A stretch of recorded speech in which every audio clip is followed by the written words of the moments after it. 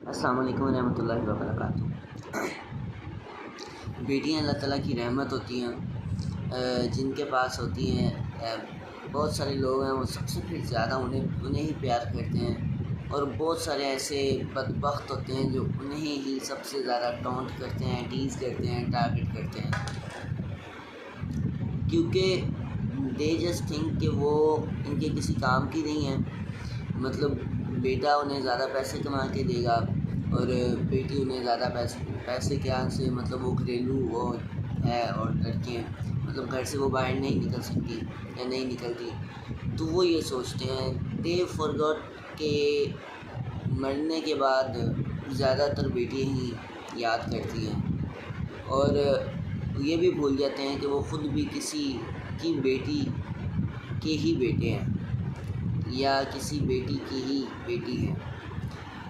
अगर ये बेटियाँ ना होती तो कुछ भी ना मेरे सामने होता। ये मैं कह सकता हूँ, ये एक वैसे भी एक फैक्ट है कि अगर बेटियाँ ना होती तो हो सकता है कि कुछ भी ना होता। अब हाँ, जो तो बेटियों से नफ़रत करते हैं, मैं उन्हें बदबख्त ही कह सकता हूँ, क्योंकि उनकी एक उल्टी सी सोच है। रिमेंबर कि जो बेटी होती हैं उनका कोई अपना ठिकाना कोई नहीं होता।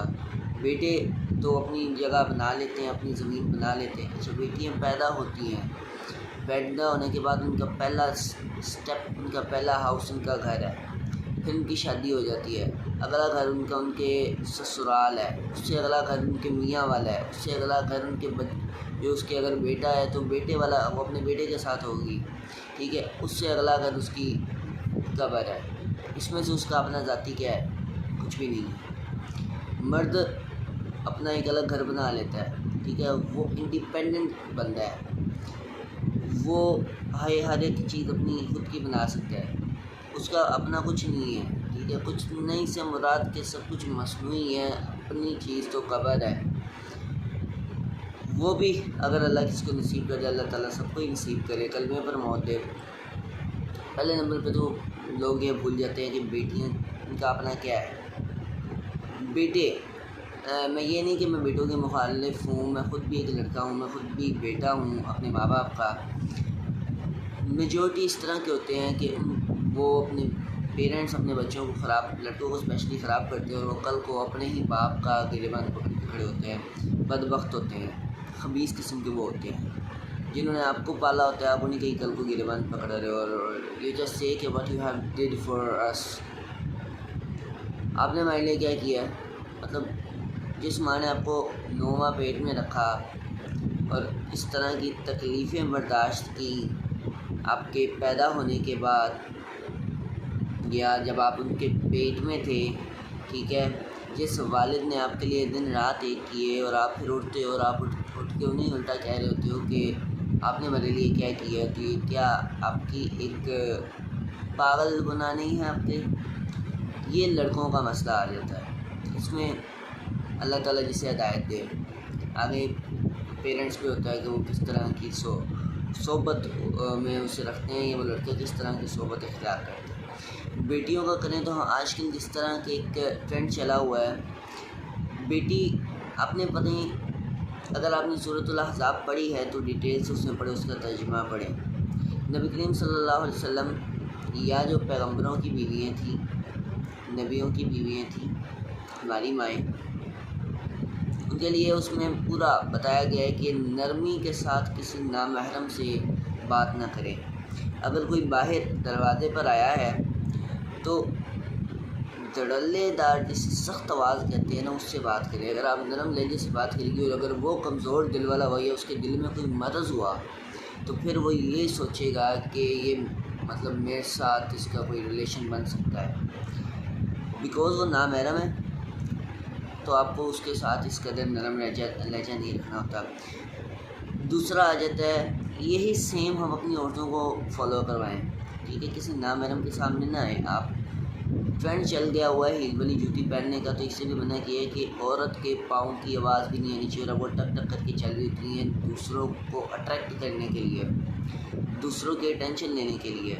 नामहरम के साथ फ्री हो रही होती हैं। आप बाज़ार ले जाओ तो वो दुकानदार के साथ इस तरह फ्री हो रही होती है जैसे पता नहीं, मतलब क्या है वो, आपको कोई भाई है, कोई कज़न है, क्या लगता है आपका, वो नामहरम है आपके लिए। आप अपना सौदा लो, बल्कि आप बाज़ार जाती क्यों हो, आप अगर किसी मजबूरी से चली गई हो तो पूरा नकाब करो, उसके साथ टू द पॉइंट बात करो, टू द पॉइंट, ये मान लिया, ठीक है, दैट्स इट, ज़्यादा बात करने की ज़रूरत ही नहीं है।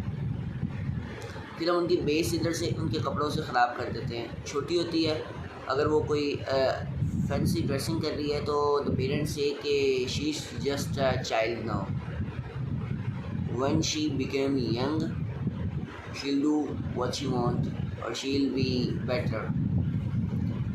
मतलब कि वो भी बच्ची है, जब वो जवान हो जाएगी तो वो जो चाहेगी वो करेगी, लेकिन अभी वो बच्ची है, वो छोटे करके अभी वो बच्ची है, अभी वो बच्ची है करके उसका माइंडसेट इस तरह बिगाड़ देते हैं कि जब वो बालिग होती है, जब वो जवान होती है, जब वो पूरी लड़की या औरत बन जाती है, मतलब जवान या औरत हो जाती है, तो फिर वो उन सब चीज़ों को छोड़ना उसके लिए मुश्किल हो जाता है, क्योंकि उसकी बेस ही ख़राब सेट हो चुकी हुई होती है। फिर उसका अगर शादी होती है, और अगर तो हम लोगों के इधर एम है कि अगर कोई लड़की ज़्यादा कॉन्फिडेंट है, गैर महरम के साथ ज़्यादा फ्री हो रही है, वो ड्रेसिंग कर रही है, पैंट शर्ट्स पहन, ये पैंट शर्ट पहनो, आप घर में पहनो, बाहर पहनने की ज़रूरत नहीं, घर में तो आपके सारे अपने हैं। ख़ानदानी अगर निज़ाम है ना, तो फिर आप उसमें ना पहनो। हाँ, अगर आपका शोहर है तो आप पहन सकते हो।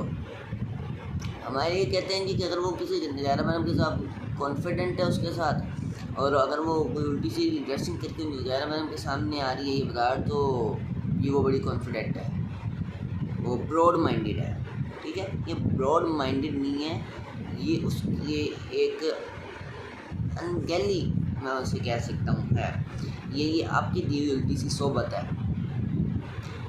अगर उसकी शादी हो गई और आप हमारे अल्फाज में, अगर वो ब्रॉड माइंडेड है और आगे से उसका मियाँ भी ब्रॉड माइंडेड हो गया, तो फिर तो वो बाकी उसकी दुनिया है, आखिरत उसकी कुछ भी नहीं। और अगर आगे से वो कोई इस्लामिया आ गया, 5 वक्त का नमाजी आ गया, दीन पर चलने वाला आ गया, दुनिया को पीछे छोड़ने वाला आ गया, तो फिर उसके लिए उसके साथ सर्वाइव करना टफ़ होगा। वो it will be a tough time for the person, a man and also a women, दोनों के लिए टफ़ टाइम आ जाएगा, क्योंकि वो कहेगा कि इस्लामिक तरीके पर चलो, इसकी बेस ही अच्छी नहीं बनी हुई, वो दुनियावी मामलात में बनी हुई है, तो वो भाई चलती ही नहीं शादी। बहुत सारी कम औरतें होती है जो फिर सर्वाइव करती, जो करती हैं वो बड़ी सब्र वाली होती हैं, उन्हें फिर खराज तहसीन देने को भी, पेश करने को भी दिल कर रहा होता है, क्योंकि उनके पेरेंट्स की तरफ से उनके बेस अच्छी नहीं है, लेकिन वो अपने आप को इस तरह से शिक्षक के साथ ढाल लेती हैं कि वो पूरी ज़िंदगी इस तरह गुजार लेती हैं। ये बेटर होता है।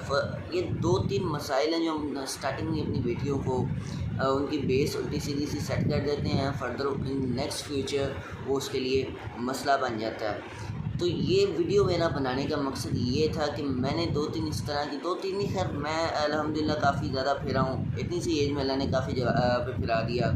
शौक़ भी कुछ है ट्रैवलिंग का, कुछ वैसे भी और शौक़ हैं। तो जब वो फिर बंदा हर तरह के इंसान से मिलता है, फिर जो एक स्पोर्ट्समैन होता है, तो स्पोर्ट्समैन हर तरह के इंसान से मिल रहा होता है, उसे हर इंसान का पता होता है किस तरह का है, वो उसकी चाल डाल दे के बता देता है, क्योंकि उसने हर बंदे से मिलना होता है।